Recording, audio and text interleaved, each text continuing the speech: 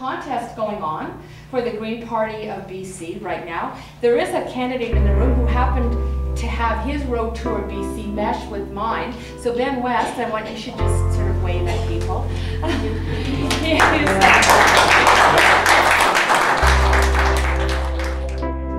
I got involved in the Green Party because I believe an ecological worldview is necessary. I believe a voice for the future is necessary, and I haven't seen the solutions in government.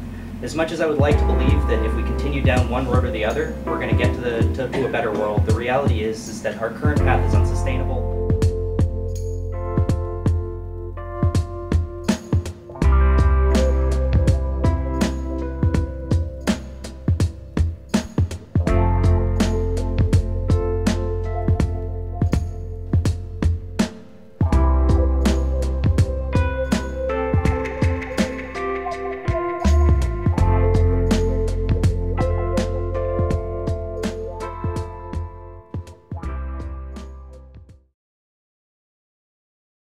Hey Hilde, how's it going? It's going good. Where are we? We're in Smithers. This is just this amazing place that we're at. It's we've stayed at so many of these beautiful homes all over BC. We're eating right out of everybody's garden, and you know, we've gotten to see a whole bunch of the province already, but we still have a long way to go. Well, everywhere we go, we're seeing the same thing over and over and over again. You know, for this government that we've got right now, who says that they're a green government, we're seeing a lot of development projects that are all, you know, 30 or 40-year-old ideas. You know, coal bed methane drilling, and you know, logging in a watershed on the Sunshine Coast, or you know, there's exploratory uranium mining that's going on in the Kettle Valley. You know, there's development projects in Nelson that are unsustainable. There's you know, right in our backyard in Vancouver, BC, there's the Gateway project, right, which is this, you know, massive you know, trade infrastructure project, which is going to sort of typifies the model that we're seeing being put forward. So it really has been reinforcing everything that I've been thinking about. Where are some of the places we've been? Let's see, we were in Nelson, down at the park, at Lakeside Park in Nelson. Because nobody wants to be negative, and it's not about people, it's about ideology. So that's really what I want to talk about. Okay, so ideologies, the ecological worldview, which, you know, our awareness is reaching a tipping point right now. That, you know, that's an important piece of this puzzle, and what is this really all about? And not only that, but you know, how do we get from there to the solution part, which is not just looking for sustainable, but looking for, you know, positive. How can we get to a world where we've got a flourishing ecosystem? This is the view we should be having. It shouldn't be about, you know, small footprints. It should be about big, wet ones. I mean, we've gone so far down the road, 60% of ecosystems in a state of decline. Within 5 years, we could be talking about, you know, irreparable damage to our ability to deal with climate change.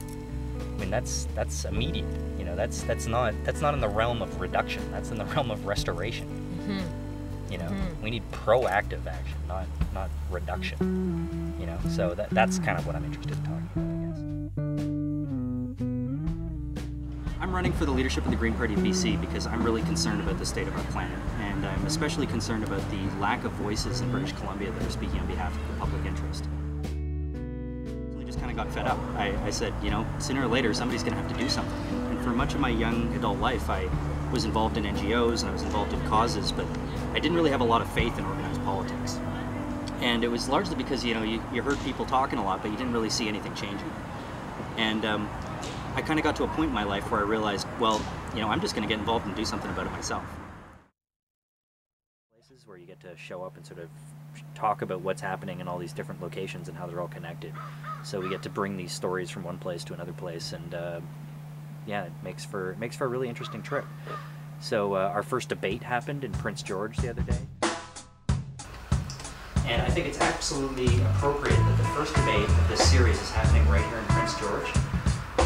This community is right at the front lines of the climate crisis. You're feeling the effects of climate change right now, today. And if we don't do something about it, you're going to continue to feel it for some time. I've debated a number of different people. I've debated mayors, senators, corporate CEOs, corporate lawyers, and there's a number of pundits out there who tell you that I've eaten them for breakfast. And this is the kind of passion that we need. We need people who will stand up for the public interest and will speak to the kind of change that's necessary. And we've done a whole bunch of local media everywhere we go.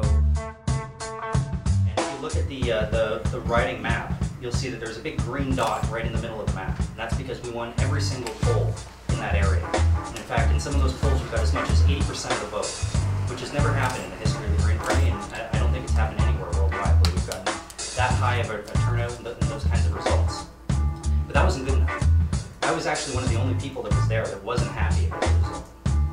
People told us we were only going to get 10%, but I really wanted to win.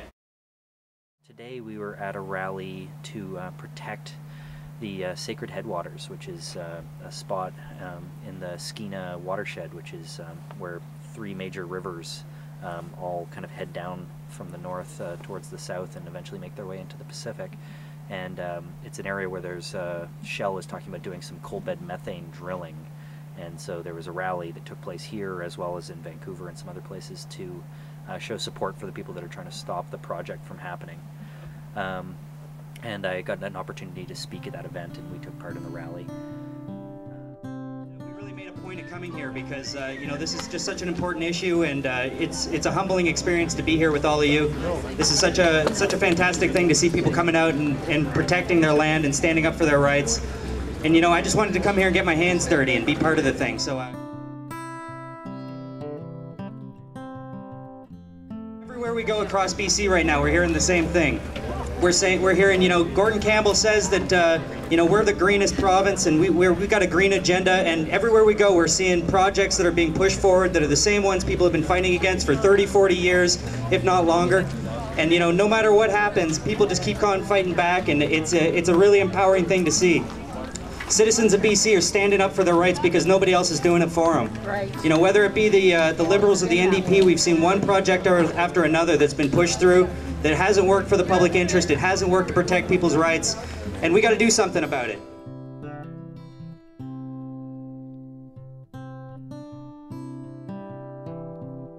One issue at a time and one community at a time, we need to try to be a vehicle to empower people and to try to tie these issues all in together. So to kind of sum up where I think we should be going, instead of this 30, 40-year-old model, I have this vision that British Columbia could be a laboratory for renewable energy. We've got the wind, we've got the tidal, we've got the sun, we've got a really progressive population, and we're right here at this sort of crux between the United States and exports to China.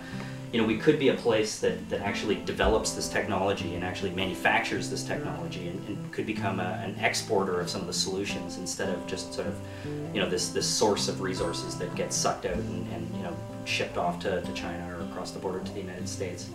So I really believe that, we've got this opportunity right now, that this heightened level of ecological consciousness is here. But it's up to the Green Party, I think, to really push these solutions, to show that the solutions that are being put forward by the other political parties really don't go far enough, and they aren't going to create a long-term sustainable economy. But we do really have a lot of opportunity, I think, right now to capitalize on this heightened awareness. And with a lot of hard work and with some effort at communicating these ideas clearly, I think we could do some pretty neat things. I think we really only have 2 choices in the world right now. We can either make the transitions that are necessary gracefully or not. I'd like to see us be ahead of the curve, and I think we've got that opportunity right now. This could be the tipping point right here. This mountain that you see behind me could be the place where British Columbia gets a toehold into the renewable energy sector and becomes a world leader in the solutions that are necessary. The reality is, if we don't listen to the natural world and what it has to tell us, I don't think we're going to be open to the solutions that are out there to the problems that we've created for ourselves. This sort of a reverence for the natural world and a humbleness of human beings not overestimating their own capacity, but having a picture of themselves as being part of something so much bigger than themselves. And this is a spot that, just because of the scale and the scope of it, I felt, sort of accomplished that. So I wanted to share it with you, and thanks for your time.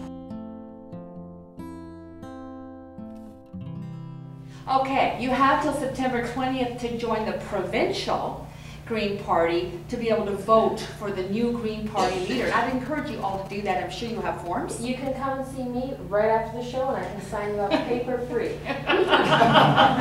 Oh, that's very good. Very green.